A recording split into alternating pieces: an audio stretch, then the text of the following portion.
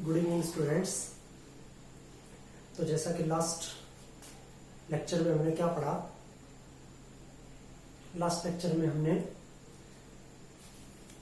किन चीजों के बारे में पढ़ा था।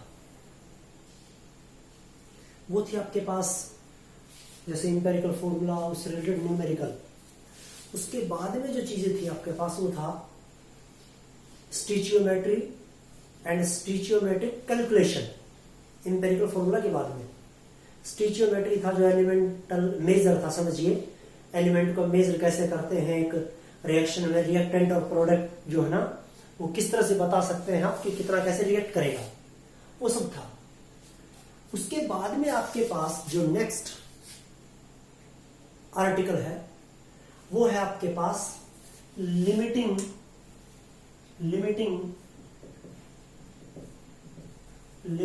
रिएक्टेंट और रिएजेंट भी कह सकते हैं। लिमिटिंग रिएक्टेंट और लिमिटिंग रिएजेंट भी आप बोल सकते हैं। तो ये क्या है लिमिटिंग रिएक्टेंट और लिमिटिंग रिएजेंट? वो क्या है कि एक रिएक्शन में जो है रिएक्टेंट मिलकर प्रोडक्ट बना रहा है, रिएक्टेंट मिलकर प्रोडक्ट जो है वो प्रोड्यूस कर रहा है। तो कई बार क्या होता है कि ना जो रिएक्टेंट है उतनी अमाउंट्स में हमें नहीं मिल पाता जितना उसे होना चाहिए। जैसे दो रिएक्टेंट है तो वो उनके अमाउंट जो है ना जितनी होनी चाहिए according to balanced chemical equation, जितना बैलेंस्ड केमिकल इक्वेशन के अकॉर्डिंग उनकी अमाउंट होनी चाहिए, उनके मोल होने चाहिए, उतने नहीं होते। एक रिएक्टेंट के मोल जो है जितनी अमाउंट होनी चाहिए उससे ज्यादा होंगे, बहुत ज्यादा, और एक रिएक्टेंट के मोल जो है जितनी अमाउंट की जरूरत है उससे कम होंगे। Means one reactant present in larger amount than the other, और one reactant is present in lesser amount than the other. एक ज्यादा मात्रा में होगा दूसरे से, एक कम होगा दूसरे की बजाय। ये कह लीजिए आप, ये होगा means one reactant is excess over the other. एक रिएक्टेंट दूसरे से बहुत ज्यादा होगा, एक्सेस में होगा, ज्यादा अमाउंट में होगा, और हमें बैलेंस्ड केमिकल इक्वेशन के अकॉर्डिंग उनको चाहिए कि इतने होने चाहिए, ये होगा। तो एक रिएक्टेंट क्या है, ज्यादा है, और एक रिएक्टेंट कम है। जो रिएक्टेंट ज्यादा है उसको क्या कहते हैं, एक्सेस में। जो रिएक्टेंट कम है उसी को आप कहते हैं लिमिटेड, वो कम है, सीमित है। जैसे इसकी डेफिनेशन के अकॉर्डिंग जो नाम लिखा हुआ लिमिटिंग रिएक्टेंट और रिएजेंट, इस लिमिटिंग का मतलब क्या होता है, तो द रिएक्टेंट डेफिनेशन ये the reactant which gets consumed, the reactant which gets consumed in a chemical reaction, सीधा लिख रहा हूं मैं, chemical reaction, and hence को लगा दीजिए, and hence limits the amount of product formed, and hence limit the amount of product formed. So it is called limiting reactant or reagent. Limiting reactant और reagent कि वो reactant, एक reaction में वो reactant which gets consumed in a reaction, जो कि एक reaction में कंज्यूम हो जाता है। कंज्यूम करने का मतलब उपभोग होना, उपभोग का मतलब खा लेना उसे। जैसे एक रिएक्शन में रिएक्टेंट मिलकर क्या बना रहा है, प्रोडक्ट, तो रिएक्टेंट क्या होता जाएगा, कम होता जाएगा, और प्रोडक्ट क्या होता जाएगा, बढ़ता जाएगा। रिएक्टेंट किसी रिएक्शन में जैसे रिएक्टेंट मिलकर क्या बना रहा है, प्रोडक्ट बना रहा है, तो रिएक्टेंट की अमाउंट क्या होगी, घटेगी। सिंपल सी बात है, पता आपको, रिएक्टेंट घटेगा और प्रोडक्ट बढ़ेगा। जैसे कि क्या है आपके पास रिएक्टेंट आपके पास है, आप जला रहे हैं किसको, कार्बन को जला रहे हैं ऑक्सीजन के प्रेजेंस में, मिलकर क्या बना था वो CO2, तो कार्बन और ऑक्सीजन तो किस में कन्वर्ट हो गए, कार्बन डाइऑक्साइड में, नया प्रोडक्ट बन गया। कार्बन और ऑक्सीजन की अमाउंट क्या हुई, कम हुई, और प्रोडक्ट CO2 पहले नहीं था, अब बना है, तो रिएक्टेंट की कंसंट्रेशन या अमाउंट के लिए कम होगी, प्रोडक्ट की इंक्रीज होगी रिएक्शन में। तो वो एक से ज्यादा रिएक्टेंट में दो रिएक्टेंट है, तो वो रिएक्टेंट दो है जिनमें से उनमें से एक रिएक्टेंट विच गेट्स कंज्यूम्ड, वो कंज्यूम हो जाता है रिएक्शन में, वो प्रोडक्ट में कन्वर्ट हो रहा है in reaction limits the amount of product form, जो प्रोडक्ट बन रहा है उसके अमाउंट को लिमिट कर देगा, लिमिट कर दो सीमित कर देगा एक हद तक। जैसे एक रिएक्टेंट है आपके पास 10 ग्राम और एक रिएक्टेंट आपके पास 4 ग्राम, तो 4 ग्राम वाला जल्दी जो है ना वो कंज्यूम हो जाएगा, क्योंकि जिसकी अमाउंट कम है वो तो जल्दी प्रोडक्ट में कन्वर्ट हो रहा है। तो 4 ग्राम वो कंज्यूम हो गया पूरा, उसके बाद में क्या प्रोडक्ट बनेगा, नहीं बनेगा। क्यों नहीं बनेगा, क्योंकि 4 ग्राम वाला तो प्रोडक्ट में कन्वर्ट हो ही चुका। जैसे उसने 4 ग्राम था जितना कंज्यूम होना था, जितना रिएक्शन में पार्टिसिपेट करना था, वो तो 4 ग्राम था, वो तो सारा ही खर्च हो चुका है, प्रोडक्ट बना दिया उसने। तो अब प्रोडक्ट जो बन रहा है वो उतने तक ही बनेगा, उससे ज्यादा नहीं बनेगा। क्यों नहीं बनेगा, क्योंकि जो एक रिएक्टेंट था वो तो सारा कंज्यूम हो चुका है, नहीं बचा वो तो कुछ भी। तो limits the amount of product formed, और ये कह लीजिए no further reaction takes place, जो एक रिएक्टेंट जो कम अमाउंट में था वो पूरा खर्च हो चुका, वो प्रोडक्ट में कन्वर्ट हो चुका है। अब वो क्या करता है, no further reaction takes place, उससे आगे रिएक्शन नहीं होगी। It limits the amount of product formed, जितना प्रोडक्ट बन रहा है उसके अमाउंट को लिमिट कर देता है, सीमित कर देता है कि एक हद तक कि हाँ इतना ही बनेगा, इससे ज्यादा नहीं, क्योंकि वो 4 ग्राम वाला रिएक्टेंट था ही नहीं। अब प्रोडक्ट और कहां से बने, दोनों रिएक्टेंट मिलकर बना रहे थे। एक रिएक्टेंट तो है जो एक्सेस में था, लेकिन दूसरा तो कंप्लीटली क्या हो चुका है, कंज्यूम हो चुका है। तो वो क्या करता है, limits the amount of product formed. उस रिएक्टेंट को क्या कहते हैं, जो कम अमाउंट में था, जो कंप्लीटली कंज्यूम हो चुका है, उसके कंज्यूम होने के बाद में रिएक्शन आगे नहीं जाएगी और ज्यादा नहीं बढ़ेगा और ज्यादा रिएक्टेंट प्रोडक्ट नहीं बनाएगा, उस रिएक्टेंट को क्या कहते हैं आप, लिमिटिंग रिएक्टेंट और रिएजेंट। लिमिटिंग रिएजेंट भी कह देते हैं आप उसे, लिमिटिंग रिएक्टेंट और रिएजेंट। ये है आपके पास डेफिनेशन, ये हुआ लिमिटिंग रिएक्टेंट और रिएजेंट का definition. The reactant which gets consumed in a chemical reaction limits the amount of product formed and it is called limiting reactant और रिएजेंट।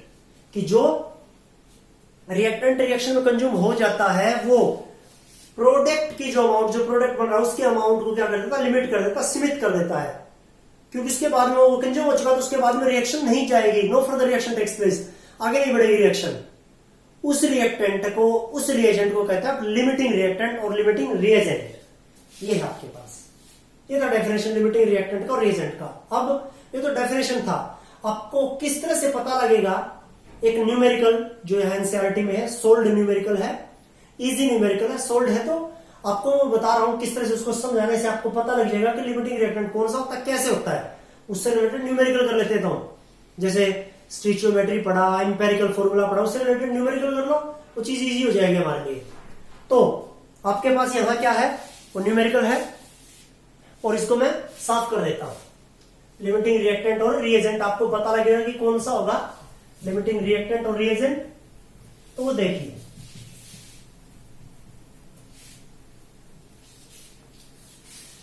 ये है आपके पास क्वेश्चन है, 50 kilogram of nitrogen, 50 kilogram of nitrogen, 50 kg of nitrogen, 50 kg of nitrogen and 10 kg of hydrogen, 10 kg of hydrogen are mixed to produce ammonia। दोनों को मिलाया गया और वो क्या बना देते हैं, अमोनिया। 50 किलोग्राम नाइट्रोजन और 10 किलोग्राम हाइड्रोजन को मिलाया गया और वो क्या बना देते हैं, अमोनिया बना देते हैं। कैलकुलेट द अमोनिया फॉर्म्ड, कितना अमोनिया बना, कितना अमोनिया बना, एक चीज, और identify the limiting reagent in the production of ammonia in this situation. आपके पास आपको दो चीजें बतानी है, एक तो calculate the amount of ammonia produced, कितना अमोनिया बनेगा। 50 किलोग्राम नाइट्रोजन, 10 किलोग्राम हाइड्रोजन, दोनों को मिलाया गया, उन्होंने क्या बनाया, अमोनिया बनाया, वो रिएक्शन में लिख दूंगा मैं, उन्होंने अमोनिया बनाया। तो आपको क्या बताना है, पहली चीज calculate the ammonia produced in the chemical reaction, इस केमिकल रिएक्शन में कितना अमोनिया प्रोड्यूस होगा, एक बात। दूसरी चीज लिमिटिंग रिएक्टेंट कौन सा है, ये दूसरी बात बतानी आपको। तो देखिए, नाइट्रोजन और हाइड्रोजन मिलकर N2 प्लस H2 मिलकर क्या बना रहे हैं, अमोनिया, NH3 अमोनिया बना रहे हैं। N2 नाइट्रोजन, हाइड्रोजन H2 मिलकर बना रहे हैं अमोनिया, अमोनिया का फॉर्मूला NH3। चीजें गिवन है, बैलेंस्ड करना होगा आपको, क्योंकि बताया मैंने बैलेंस्ड केमिकल इक्वेशन में जितना रिएक्टेंट रहता है वास्तव में उतने नहीं होते जितने में रिक्वायरमेंट होती है। बैलेंस्ड केमिकल इक्वेशन के अकॉर्डिंग जितनी हमें जरूरत होती है उतने वो रिएक्टेंट प्रेजेंट नहीं रहते। एक ज्यादा होगा उससे प्रेजेंट, एक उससे कम प्रेजेंट होगा, तो बैलेंसिंग करना जरूरी है। यहां देखिए N2 है, 2 नाइट्रोजन है, यहां नाइट्रोजन एक ही है, तो बैलेंस यहां 2 कर दीजिए। अब हाइड्रोजन कितने, 3 2 6, और यहां कितने 2, तो ये कर दीजिए, 3 2 6 हो जाएंगे। अब देखिए बैलेंस्ड है, N2 प्लस 3H2 क्या होगा आपके पास, 2NH3। ये बैलेंस्ड केमिकल इक्वेशन भी आपने लिख दिया। N2 plus 3H2 is equal to, मतलब N2 और 3H2 मिलकर क्या बना रहे हैं, अमोनिया के 2 मोल जो है वो प्रोड्यूस कर रहे हैं, ये चीज। अब देखिए 50 kilogram of nitrogen, 10 kilogram of hydrogen. Nitrogen का 50 किलोग्राम है, तो mole of nitrogen, moles of nitrogen, nitrogen के मोल्स जो है ना वो कितने होंगे, नाइट्रोजन के मोल्स जो है ना वो कितने होंगे, नाइट्रोजन के मोल 50 किलोग्राम में। मोल कैसे निकलते हैं आप, given mass over molar mass, given mass over molar mass, given mass और मोलर मास। गिवन मास कितना, 50 केजी, 50 किलोग्राम है, ग्राम में रिप्रेजेंट करने के लिए क्या होगा, इंटू 1000 कर दो, इतने ग्राम हो जाएगा। 50 किलोग्राम को ग्राम में कन्वर्ट कर लिया, 50 किलोग्राम था, 1000 से मल्टीप्लिकेशन कर दो, क्या आ जाएगा, इतना ग्राम हो जाएगा। ओवर, ये होगा given mass over molar mass. Nitrogen का कितना होगा, एक नाइट्रोजन का 14, 2 का कितना होगा, N2 का 28, 14 प्लस 14, एक नाइट्रोजन का 14, 2 नाइट्रोजन का 28 ग्राम पर मोल। अब देखिए ग्राम से ग्राम कैंसिल कर दीजिए, 2 से 25 और 2 से 14, 25/14 कितना होगा, 14 1 जा 14, कितना रहा 11, तो पॉइंट लगाइए यहां, 11 रहा, 11 0, तो 14 7 98, 14 8 112, 7 के ऊपर चला गया, 14 7 98, और कितना रहेगा आपके पास 12 0, फिर 14 8 112, ठीक है, इनटू 1000 को क्या लिख दो, 10 टू पावर 3 मोल। 1000 को कितना लिख सकते हो आप, 10 टू पावर 3 लिख सकते हो आप। सीधा मैंने क्या किया है, कुछ नहीं किया, बस 50 किलोग्राम नाइट्रोजन के मोल बताए हैं। 50 किलोग्राम नाइट्रोजन वहां, उसका गिवन मास है, ओवर मोलर मास, ये given mass over molar mass कर लिया, मोल आ गया आपके पास। ये किलोग्राम में था, नाइट्रोजन का मास ग्राम में लिया आपने, तो किलोग्राम को पहले ग्राम में कन्वर्ट करिए। 50 किलोग्राम है, ग्राम में कन्वर्ट करेंगे, 1000 से मल्टीप्लिकेशन करना होगा आपको। 50 किलोग्राम में कितने ग्राम होंगे, 50,000 ग्राम होंगे, ये करना आपको, वो कर लिया। और इसकी कैलकुलेशन को मोल निकालिए, 50/28 है, मोल निकालिए मैंने, 1.78 इंटू 10 टू पावर 3 मोल, ये आ रहा है आपके पास। दूसरी चीज है, अब निकालो moles of hydrogen, moles of hydrogen, hydrogen के moles, moles of hydrogen 10 kilogram है, 10 केजी, वही 1000 करो, ग्राम हो जाएगा इतना, 10 इंटू 1000 करो, ये हो जाएगा आपके पास। और 1 हाइड्रोजन का 1, 2 हाइड्रोजन का 2 होगा, 2 कर दीजिए सीधा सा, 2 ग्राम पर मोल। अब देखिए ग्राम से ग्राम कैंसिल, 2 से 5 कर लीजिए, 5 इंटू 1000, 5 इंटू 1000 को 10 टू पावर 3 मोल ऊपर जाएगा, मोल इनवर्स है, नीचे ऊपर जाएगा, ये मोल हो जाएगा। ये इतने मोल आ गए किसके, हाइड्रोजन के। ये तो है नाइट्रोजन के मोल 1.78 इंटू 10 टू पावर 3, ये है हाइड्रोजन के मोल 5 इंटू 10 टू पावर 3, ये रहा आपके पास। अब इससे आगे बढ़िए, ये तो मोल निकाल लिया आपने, इजी चीज। अब देखिए नाइट्रोजन का 1 मोल और हाइड्रोजन के 3 मोल मिलकर क्या बनाते हैं, 2 अमोनिया के मोल बनाते हैं। तो पहली चीज, अब मतलब नाइट्रोजन के जो मोल है वो हाइड्रोजन के मोल से कितना गुना होने चाहिए, 3 गुना होने चाहिए। नाइट्रोजन का देखिए 1 मोल है, N2 कोफिशिएंट देखिए स्टीचियोमेट्रिक कोफिशिएंट कितना 1 है। हाइड्रोजन H2 कितने हैं उसके 3 मोल है बैलेंस्ड केमिकल इक्वेशन में। तो मतलब नाइट्रोजन के जितने मोल है उससे 3 टाइम्स होने चाहिए हाइड्रोजन के मोल। नाइट्रोजन के जितने मोल है उससे 3 गुना मोल होने चाहिए हाइड्रोजन के। N2 प्लस 3H2 है, नाइट्रोजन से 3 गुना मोल होने चाहिए हाइड्रोजन के। Is that clear? अब देखिए नाइट्रोजन के मोल है 1.78 इंटू 10 टू पावर 3 और हाइड्रोजन के हैं 5 इंटू 10 टू पावर 3। तो नाइट्रोजन से 3 गुना होने चाहिए मोल किसके, हाइड्रोजन के। तो moles of hydrogen required H2 required, hydrogen के कितने मोल रिक्वायर्ड होंगे किससे, नाइट्रोजन से 3 गुना। तो नाइट्रोजन का कितना है 1.78 इंटू 10 टू पावर 3, ये है आपके पास नाइट्रोजन के मोल। इससे 3 गुना होने चाहिए हाइड्रोजन के इंटू 3 मोल, और वो देखो कितने हैं। अब 3 से 3 8 जा 4 24, 3 7 जा 21 प्लस 2 23, 3 1 जा 3 और 2 5 इंटू 10 टू पावर 3 मोल। कितने 5.34 इंटू 10 टू पावर 3 मोल की जरूरत होगी आपको हाइड्रोजन की। और है कितने देखना जरा एक बार, 5 इंटू 10 टू पावर 3। मतलब हाइड्रोजन और नाइट्रोजन रिएक्ट करके अमोनिया बना रहे हैं, तब हाइड्रोजन के मोल की जरूरत पड़ेगी हमें नाइट्रोजन से 3 गुना, और वो कितने होने चाहिए 5.34 इंटू 10 टू पावर 3। मतलब नाइट्रोजन के मोल जो है उनका 3 गुना कर लिया। ये मोल होने चाहिए आपके पास, इतने मोल्स हो किसके होने चाहिए आपके पास, हाइड्रोजन के। और है कितने वास्तव में, क्योंकि 10 किलोग्राम हाइड्रोजन रखा है, तो है कितने वो 5 इंटू 10 टू पावर 3, और होने चाहिए 5.34 इंटू 10 टू पावर 3। मतलब नाइट्रोजन हाइड्रोजन के मोल कम है, जितने हमें चाहिए बैलेंस्ड केमिकल इक्वेशन के अकॉर्डिंग जितने मोल्स ऑफ हाइड्रोजन की हमें जरूरत है वो है 5.34। कैलकुलेशन से देख लीजिए इंटू 10 टू पावर 3 है कितने उसके प्रेजेंट, क्योंकि 10 किलोग्राम है तो 10 किलोग्राम के मोल निकालिए हमें, है कितने 5 इंटू 10 टू पावर 3, जो कि कम है किससे, जितने की हमें जरूरत होनी चाहिए थी। तो एक रिएक्टेंट तो क्या है एक्सेस में, और एक क्या है कम है दूसरे से, जो लिमिट्स करेगा। मतलब इतने की तो हमें जरूरत थी और है देखो इससे कम, तो ये क्या होगा लिमिटिंग रिएक्टेंट और रिएजेंट। तो आपका आंसर क्या होना चाहिए, hydrogen is the limiting reagent और लिमिटिंग रिएक्टेंट। हाइड्रोजन H2 का लो, hydrogen is the limiting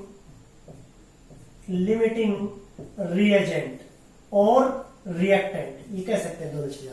hydrogen जो है वो लिमिटिंग रिएक्टेंट है या रिएजेंट है, ये चीज हो जाएगी क्लियर। पहला मतलब लिमिटिंग रिएक्टेंट कौन सा था आपको ये समझ में आया होगा अच्छे से। फिर से देख लें इसको रिवर्स करके, मैंने क्या क्या चीजें बोली है, क्या क्या चीजें आपको समझ आई है, बड़े अच्छे से देख लें, क्योंकि इनसे रिलेटेड बोर्ड में भी क्वेश्चंस और कंपटीशन में भी क्वेश्चन सबको मिलते हैं। तो इसलिए इनको बिल्कुल हल्के में ना ले, इजी लग रहे हैं तो आप उस चीज को समझिए कि क्या बताना चाह रहे हैं, ताकि इससे जो थोड़ा सा कठिन न्यूमेरिकल हो आप उनको अच्छे से कर सकें। ये पहले जो एग्जांपल इन टेक्स्ट के 16 एग्जांपल जो वो आपको समझाए जा रहे हैं। उसके बाद में देखिए इससे आगे दूसरा question, calculate the amounts of ammonia found. कितनी अमोनिया की प्रोडक्शन हुई, कितना अमोनिया वहां बना। तो देखिए इस केमिकल इक्वेशन के अकॉर्डिंग देखिए 3 मोल जो है ना हाइड्रोजन के, 3 मोल किसके हाइड्रोजन के क्या बनाते हैं, 2 अमोनिया के मोल प्रोड्यूस करते हैं। 3 moles of hydrogen form 2 moles of ammonia. ये देखो दिखाई दे रहा आपको, एक नाइट्रोजन का मोल है, 3 नाइट्रोजन के मोल है, बना रहे हैं वो 2 अमोनिया के मोल। तो 3 हाइड्रोजन के मोल 2 अमोनिया के मोल प्रोड्यूस कर रहे हैं। तो 3 मोल्स ऑफ हाइड्रोजन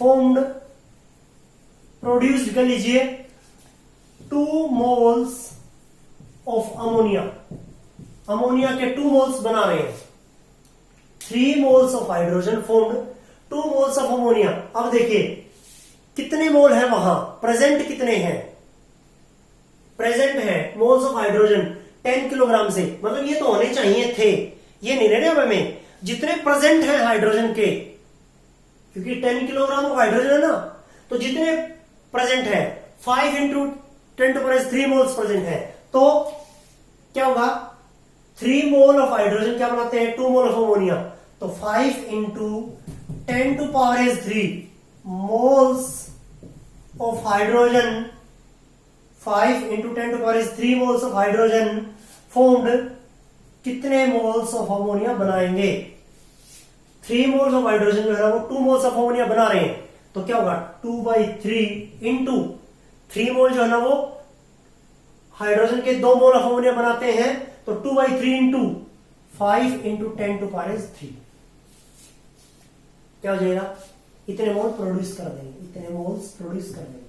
अब देखिए सीधा क्या होगा आपके पास यहां 5 2 10, 10/3 कितना होता है 3.33 इंटू 10⁻³ मोल्स ऑफ अमोनिया। कितने मोल्स बना दिए इन्होंने, 3 moles of hydrogen 2 moles of ammonia बना रहे हैं, तो 5 इंटू 10⁻³ मोल्स ऑफ हाइड्रोजन कितने अमोनिया प्रोड्यूस करेंगे, सीधा मल्टीप्लीकेशन है, 5वीं क्लास की चीज अभी, तो 3.33 इंटू 10⁻³ मोल्स, इतने मोल्स। अब आपको अमोनिया की प्रोडक्शन बतानी है, वो भी ग्राम में बताएंगे कि अमोनिया कितना प्रोड्यूस होगा, अमोनिया कितना प्रोड्यूस होगा, हमें यह बताना होगा कि अमोनिया कितना प्रोड्यूस होगा, अमोनिया, तो मैं यहां लिख रहा हूं इस चीज को, अमोनिया कितना प्रोड्यूस होगा। अब अमोनिया NH3 का मास कितना है, mass of 1 mole of ammonia, mass of 1 mole of ammonia कितना है, नाइट्रोजन का 14, हाइड्रोजन का 1, 3 का 3, 14 + 3 17 ग्राम पर मोल। अमोनिया का मास कितना होता है 17 ग्राम पर मोल, NH3, एक नाइट्रोजन का 14, 3 हाइड्रोजन का 3, क्योंकि एक हाइड्रोजन का 1, 3 का 3, तो 14 + 3 17 ग्राम पर मोल होगा, ये 17 ग्राम पर मोल। अब 3.33 इंटू 10⁻³ में कितना होगा, 3.33 इंटू 10⁻³ में कितना होगा, इंटू 17 कर दीजिए ग्राम, तो देखिए 17 से सीधा आपको क्या करना है, मल्टीप्लीकेशन करना आपको, 7 51, 7 51 और 5 56, 7 51 और फिर 5 56 इंटू 10⁻³ ग्राम, ये होगा आपके पास। अब ये देखो किलोग्राम में गिवन है, तो आपको इसको किलोग्राम में कन्वर्ट होगा, ये देखो ऊपर वाली 50 kilogram of nitrogen, 10 kilogram of hydrogen, और हमने निकाले वो ग्राम में, आपको किलोग्राम में बदलना है, तो ग्राम को किलोग्राम में बदलने के लिए कितना करना होगा, और 1000 करना होगा, 1000 का मतलब कितना होता है 10⁻³, ये कैंसिल, क्या आ जाएगा आपके पास, केजी आ जाएगा कितना 56.61 किलोग्राम, ये आ जाएगा आपके पास। ये अमाउंट ऑफ अमोनिया कितना प्रोड्यूस होगा 56.61 किलोग्राम, ये होगा आपके पास, इतना आपको करना है। ये है आपके पास लिमिटिंग रिएक्टेंट और रिएजेंट, लिमिटिंग रिएक्टेंट और रिएजेंट। हाइड्रोजन का मास जो है ना वो, तो मैं यहां इक्वेशन वगैरह में इस मतलब सॉल्यूशन में आपको 1.002 इस तरह का कुछ गिवन है, आप उसको सीधा 1 मानिए, हाइड्रोजन का मास 1, 2 का 2, 3 का 3, ऐसे 4, 1 का मतलब हाइड्रोजन का 1 का 1 ही मानिए, आपको डेसिमल में लेने की जरूरत नहीं है, ये चीजें हैं आपके पास, ये था आपके पास, ये करना आपको काम। इस न्यूमेरिकल को फिर से रिवर्स करके देखिए, ये पूरी वीडियो को जो ना अच्छे से देखिए इसको और करिए, कोई भी चीज ना समझ में तो पूछिए, बहुत इजी न्यूमेरिकल था। क्या क्या चीज आपको बताई, लिमिटिंग रिएक्टेंट रिएजेंट कौन सा होगा, अमोनिया की प्रोडक्शन जो किस तरह चलता है, जो चीज मैं बार बार आपको बताऊं उसको ध्यान से सुने, फिर से देखें, उसे अच्छे से समझ ले एक बार उस चीज को, ये काम आपको करना है।